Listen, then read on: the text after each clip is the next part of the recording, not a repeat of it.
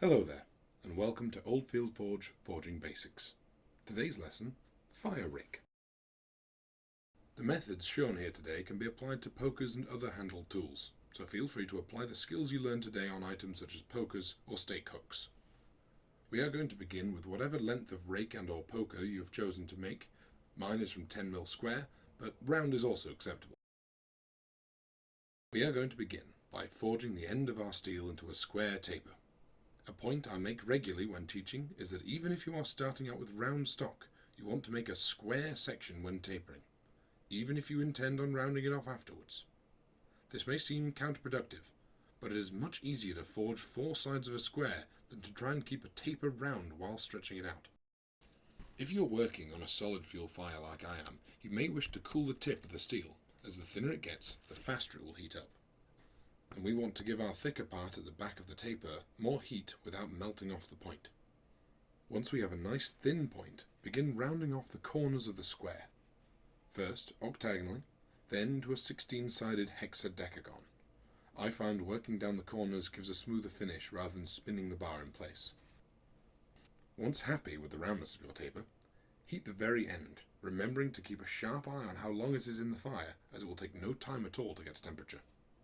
Gently tap the steel over the edge of the anvil and begin to work downwards and back onto yourself as you go. A good rule to remember when forging: if the metal is supported, it will compress, and if it isn't, it will move. As we aren't wanting to compress the bar, but instead move it into a scroll, I always leave a gap under where I want to move it to. Once happy with your scroll, apply heat further down the bar where the taper stops. This is where your handle will start.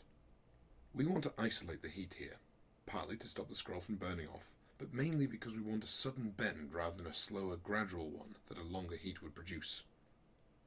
Over the corner of your anvil, or in a leg vise if you own one, bend a 90-degree corner with the scroll facing downwards.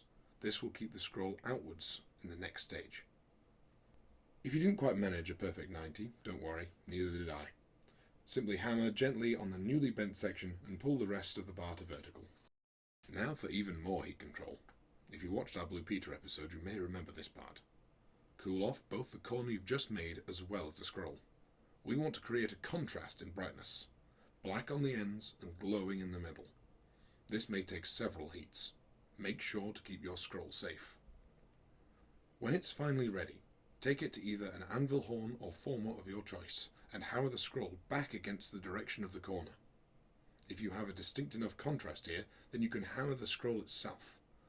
The reason we kept the corner cold is to hold its position and not reopen it on this stage. If all has gone correctly, you will have your handle and a nice shepherd's crook. Cool it off and let's start heating the working end.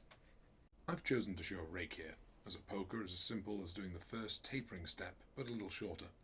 If there's any interest in me showing something a little fancier, like an upset diamond taper, then let me know in the comments below. For our rake end, we're going to use the corner of the anvil and create a step down. Here I've used about half the width of my anvil. As always, there's no wrong answer here, so I've just picked an easy to remember measurement should I need to make more than one. Aim to reduce your bar to roughly half its thickness.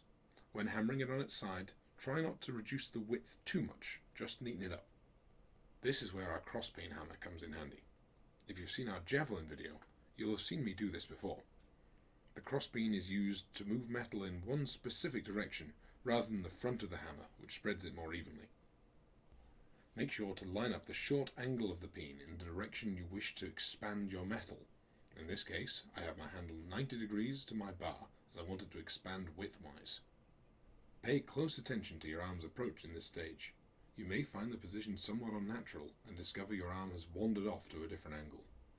When the desired width has been achieved, heat the last of the square bar at the end, in the fashion that you bent your handle earlier. Make sure to cool off the flat section first, as it is thinner and will bend first if they are the same temperature. Bend at a nice right angle, and there you have it. Now, a couple of you have emailed asking for this. While not necessarily for a rake or poker, you can add a twist to this job should you wish. And, should you have accidentally aligned your rake and handle in a way you don't like, then this is also a decorative way to hide that particular mishap. A vise is very useful in this job. Heat up where you wish to twist and grip underneath it. With a spanner, twisting bar, or even a pair of tongs, now grip above it. Make sure to twist the desired amount and always keep the bar hot when twisting. You don't want to stress the steel and snap it through force. And there you have it. You should now understand shepherd's crook handles, cross peening, and simple fire rake design. If you enjoyed today's video, feel free to leave a like, and if you want to see more of us in the future, then subscribe as well. We also appreciate both emails and comments. And should you wish to have a go yourself, then get in touch at oldfieldford.co.uk. Thanks for watching.